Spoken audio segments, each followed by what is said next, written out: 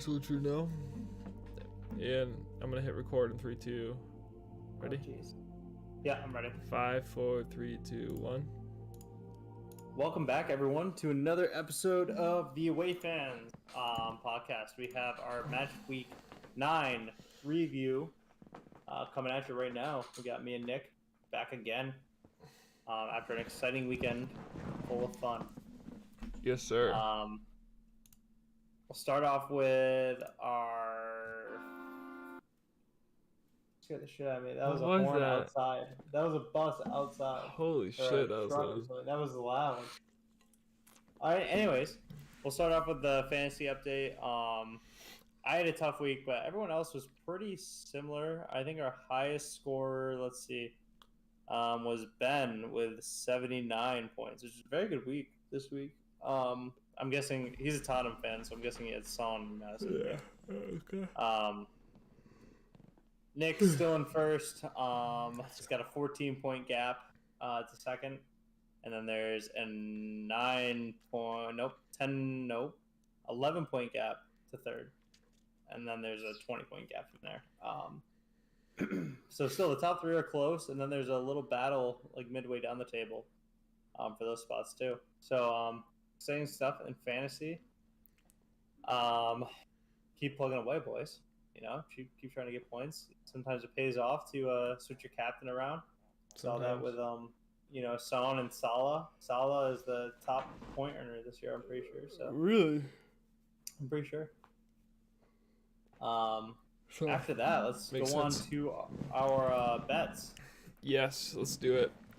Obviously, you have a 10-3 lead on me right now, and I don't think it's a very good week for myself. I'm just going to go through mine, then we'll go through yours, okay? Yep. My first one was City versus Brighton, over 3.5 goals. Ended with 3 goals total, I believe, 2-1 or 3-0. What was your bet? Over 3.5 goals total. That sucks. Yeah, it does suck. Next one was Arsenal Chelsea. Arsenal money line. You guys royally fucked up that one. I mean, we almost saved it. Almost saved it, but you didn't.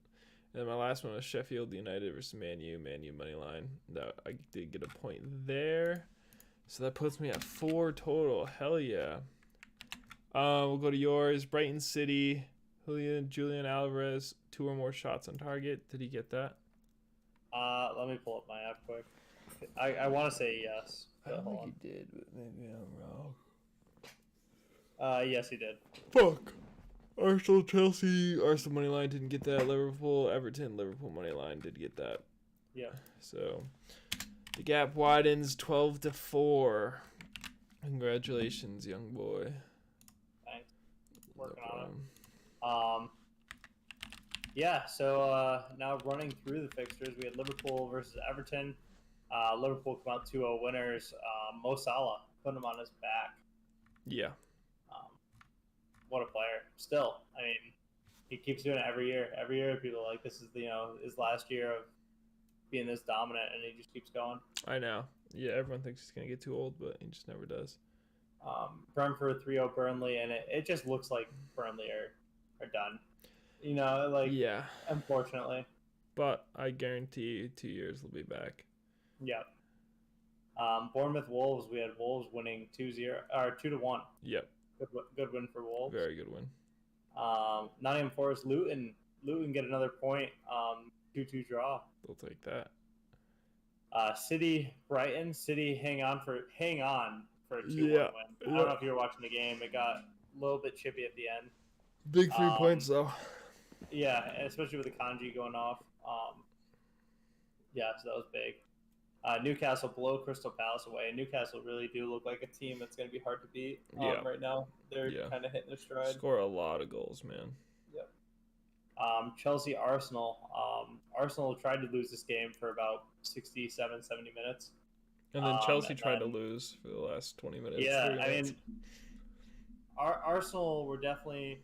That was the worst 60 minutes of football that they played this year. Yeah, they didn't look good at all.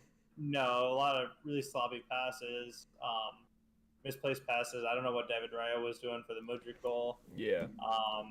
And what was their first goal? It was Oh, the penalty on Saliba. We'll talk about that after. Yeah. But yeah, penalty and then the Mudryk scuffed cross. I think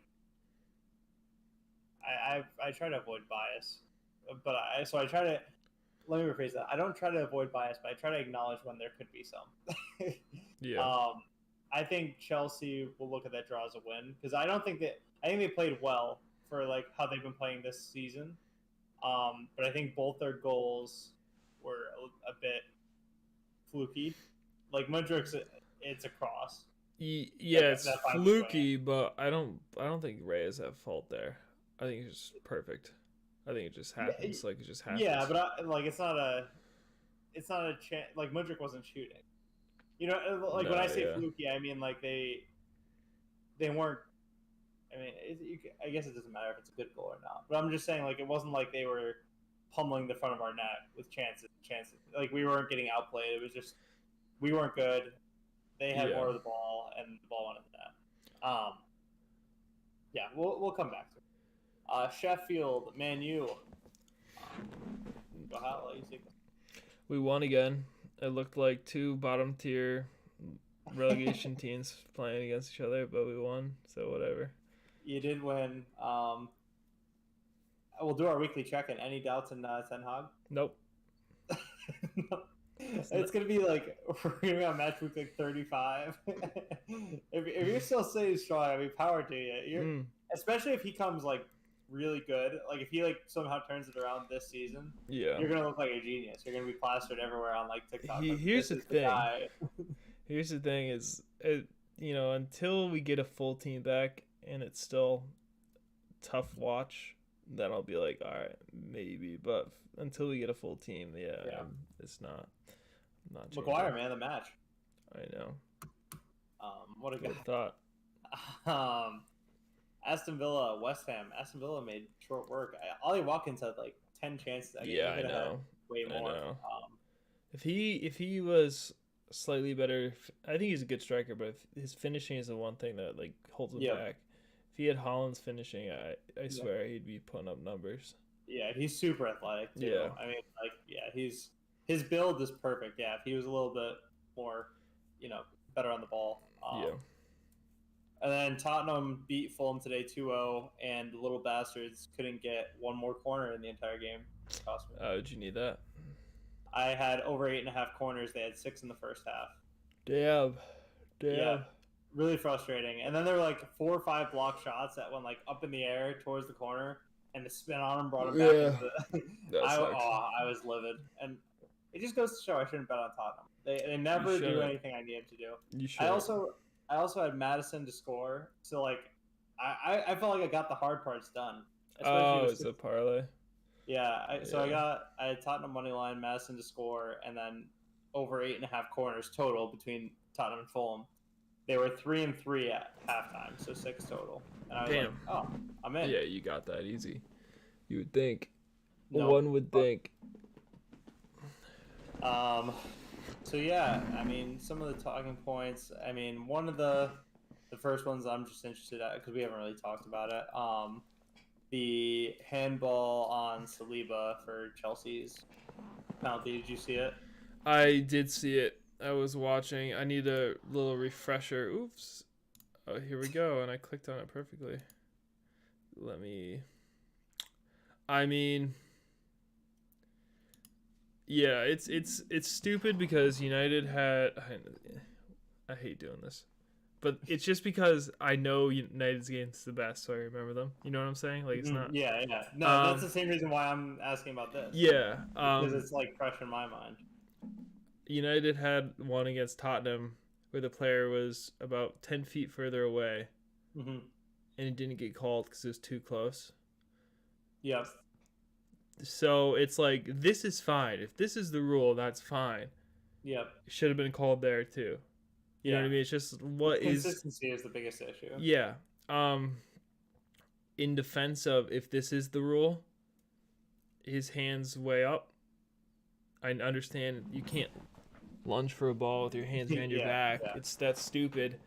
But if that is the rule, right, then his hand is up. If the rule is too close, then it doesn't even matter why are you calling it. But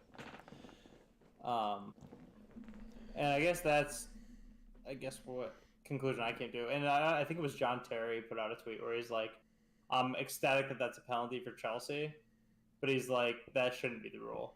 Yeah, it Because shouldn't be like the rule. if Saliba's jumping for it, there's nowhere else he can. Like his eyes are closed. He's like, Mudryk is right there.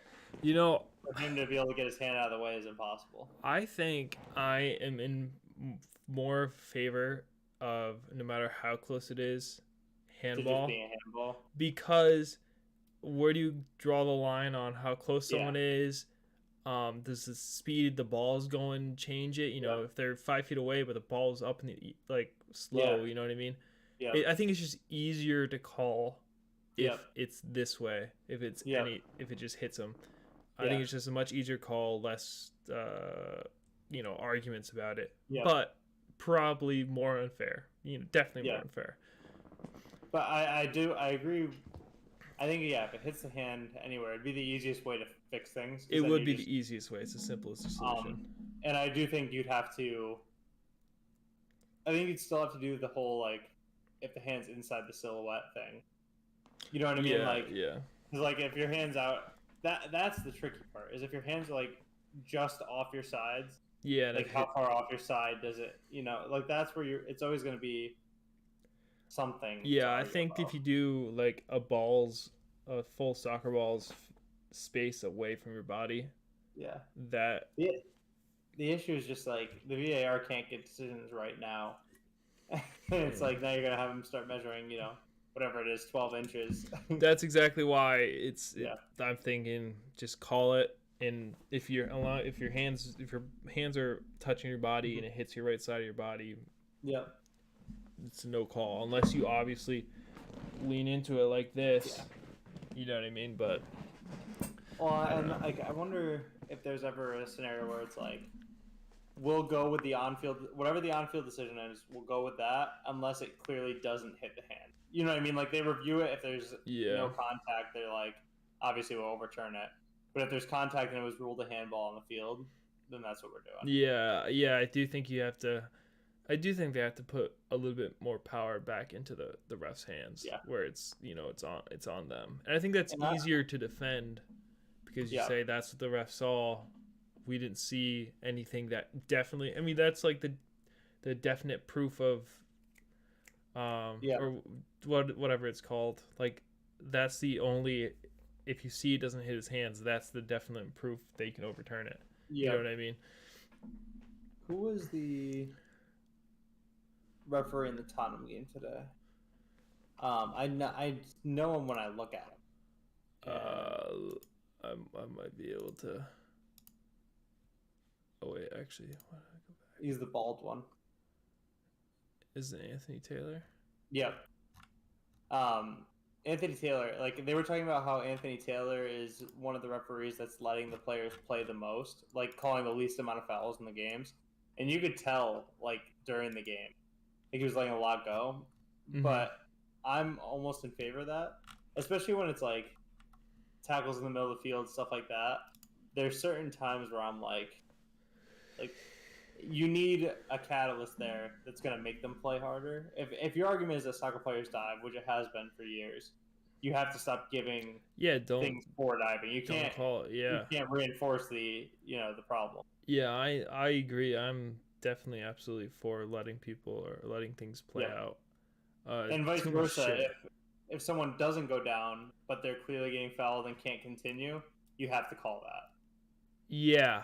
Because the reason for going down is to ensure you get the foul. But the stuff that I hate now, and Saka did it in this game, is you feel a tug, you beat the man, you can totally just keep going, you stop. I hate that so much. It's it just doesn't make sense to me. A lot of players do that though. No, Saka's just no, I'm not. Yeah. He's just the one I remember from that game. Yeah. But I can't stand that. It's the same with falling or just grabbing the ball when you go down. I feel like a couple years ago there was a couple calls where they'd be handball would be called. But that's what you have to do is give handballs. Yeah, you have to. Cards. Yeah, you say, or you can't do this, but I wish you could. I'm even in favor of like, even if it was maybe a close foul, might have been a foul, but they still just grabbed the ball. Like that should be a handball because you didn't let the ref make that decision. You know what I mean? I mean, obviously you can't do that because if it's a foul or whatever. But I just think if they do it when it's not a foul, which is the tough part, because a lot of the times the ref blows when they see the attempt at it. But if they do it and it's not a foul, it should be a yellow card because it's a deliberate handball. Yeah. Another thing I wanted to mention, also in the Arsenal game, just because I was looking for like refereeing things to talk about, was did you see when the Chelsea goalkeeper took out Jesus?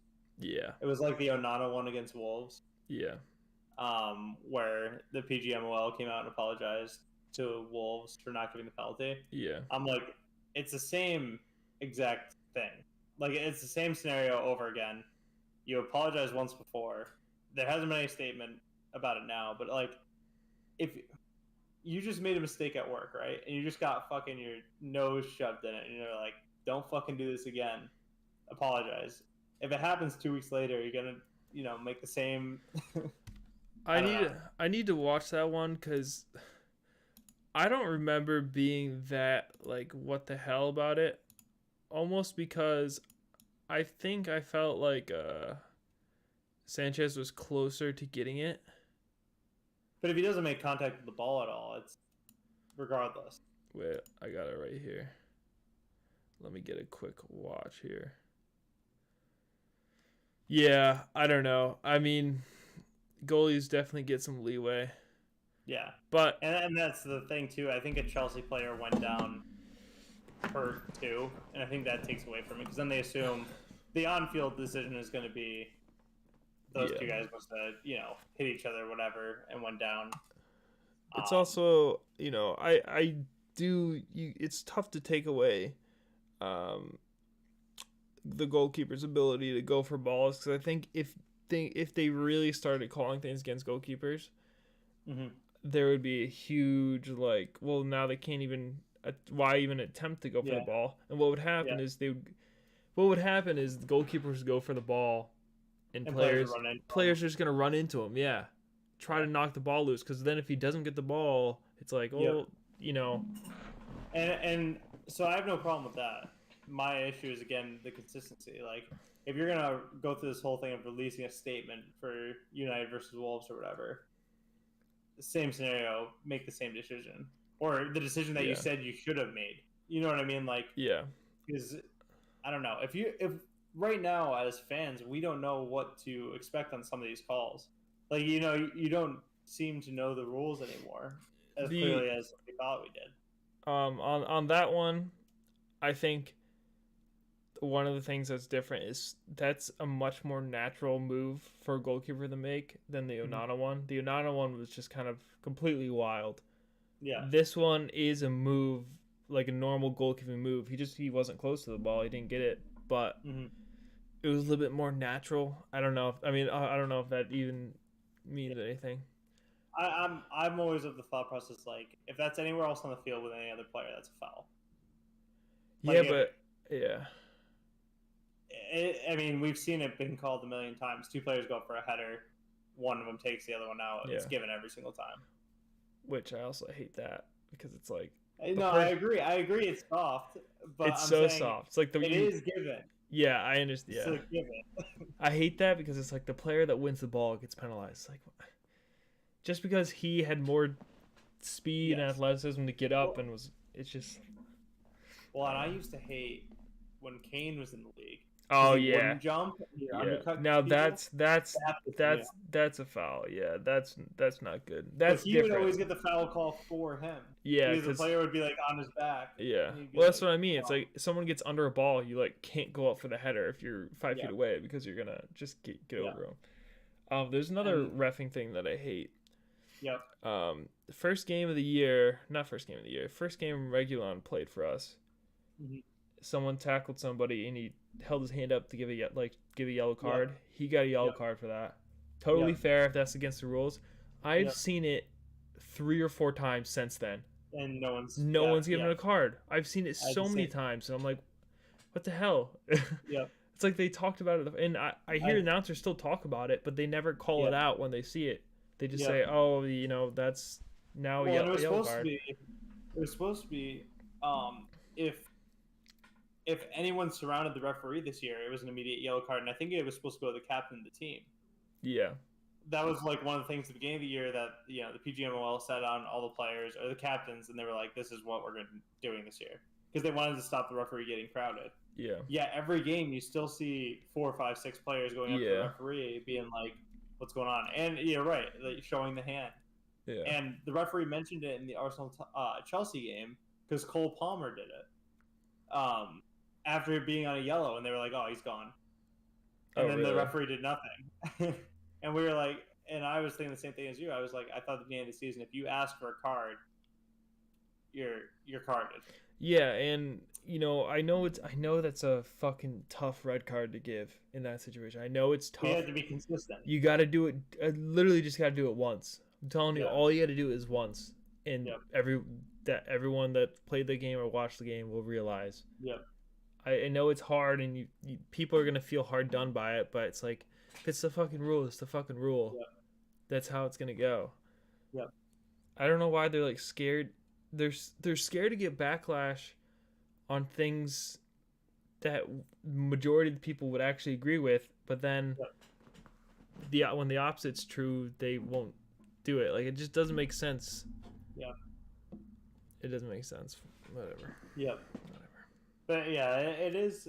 It's not tiring because it gives us stuff to talk about, I guess. But the lack of consistency in Premier League officiating is definitely like, it's frustrating watching the game because you literally don't know. Like for example, with Saliba's handball. So when I saw it, I was like, oh, it's a handball penalty, whatever. Like, and then like you think more about it, and you're like, oh, Yeah. you could make an argument about whatever. But I saw it and I was like, that's a penalty. And then in my head, I'm thinking, if that shot's on target, are they going to red card him? You know what I mean? Because I'm Yeah. like, did he stop a goal scoring? So like stuff like that, I feel like in another scenario with a different referee, you could have seen that. Like, because if it's on target going in and he stops it, you know what I mean? Yeah. Like, even if it's unintentional or not, you've seen cards given for that. Yeah, and actually, when they showed the camera review, I thought it was going off target. I didn't think it was going on target. I did too, and they kept saying it was on target. But yeah, the commentators kept. I guess they have an ear in VAR, and they kept saying that that the VAR team was saying that was on target.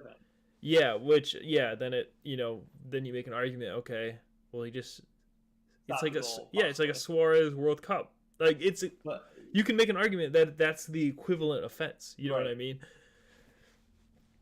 And that's the thing. All the angles that I saw looked like it was off target. Yeah, to me it looked off target. Which then I'm like, if your reasoning for giving the penalty was that the shot was on target, then what the hell? What the hell's going on? I don't know. They must have had a better angle than the one I saw. I mean, also, like, when cameras are angled, this is the goal, this is the camera. It's fucking hard to get a read sometimes. Yeah. You think the ball's going somewhere, and it doesn't. Yeah. So I'm not too fussed by it, I guess. But yeah, I have sympathy for referees because it is tough when two sides are yelling at you and they both think they're absolutely correct with no faults.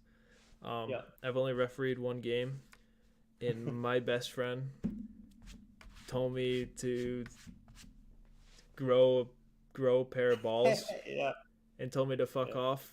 So it gets feisty. It gets feisty. Yeah. And I think, I don't know if this is the right answer to it, but I did like how Anthony Taylor refereed the match today with Tottenham and Fulham. But if I was the referee, I would think that if I'm not sure about a call, if I just don't make a call, if it's bad enough, if it's bad enough, VAR is going to intervene and be like, that's a red card. Yeah, you know what I mean? Like, if there's a challenge where I'm like, it looks like he could have caught him high, but I'm not going to give it red right away. Because once you give the red on the field, it's super hard to overturn it. Yeah. If you give the yellow and you're like, guys, can you check that? You know what I mean? Like, why not play that way? Yeah, you would think that VR would help loosen their grip on games because they'd be more. I think you would feel less pressure being like, okay, Yeah. I don't need to make this call right now because I'm not Yep. sure. And if Yep. if VAR screws it up, that's on them. You know what I mean? And I Yep. think people do separate, the in-game ref and VAR, like their Yep. hate if something goes wrong. Yep. But yeah, Well, it's and I think about it with like offside. Like unless someone was like 10 yards offside, I would keep my flag down at all times. I don't yeah, know. That's just how I think about it. But like, especially because they tell the players to play on and finish the goal just in case they are onside. Like the moment you put your flag up, if you're the striker and you see that, you're like, fuck. You kind of go half speed. and I think they did a really good job with that for like 2 years. And Yep. within the last year, I think I've seen it creep in a little bit more. I mean, Yep.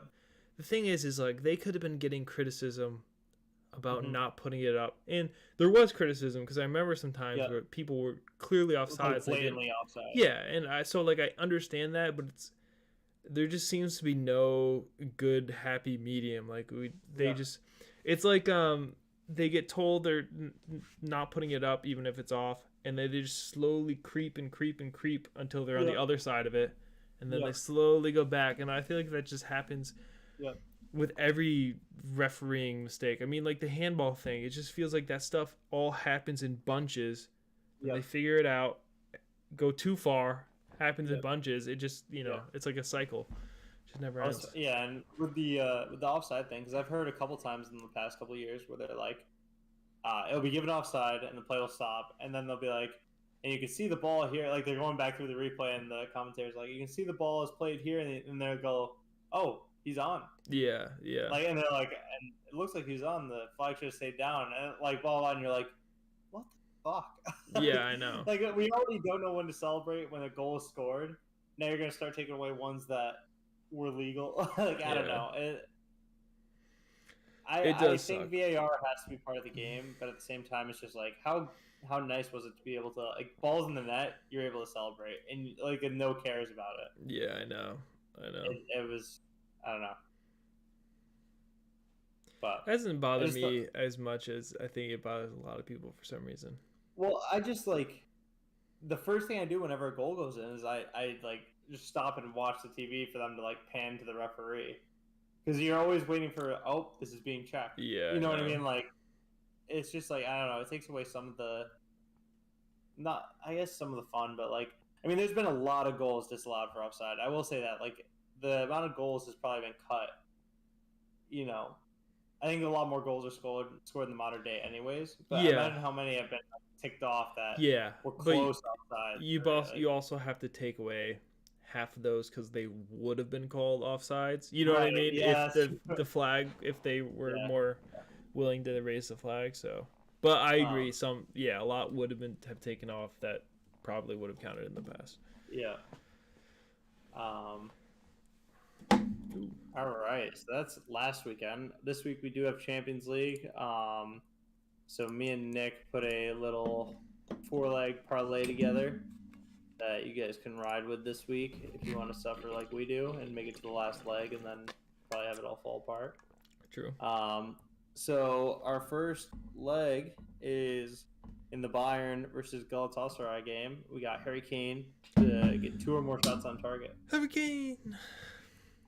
Harry Kane. Harry Kane. I love that. I love that video. Should happen. Seems like a lock to me. Should have. I think Harry Kane might get 2 goals. But Ooh. see what happens. Yeah, pinch nerve. We got our next leg, Real Madrid versus Braga. We're taking the Real Madrid money line.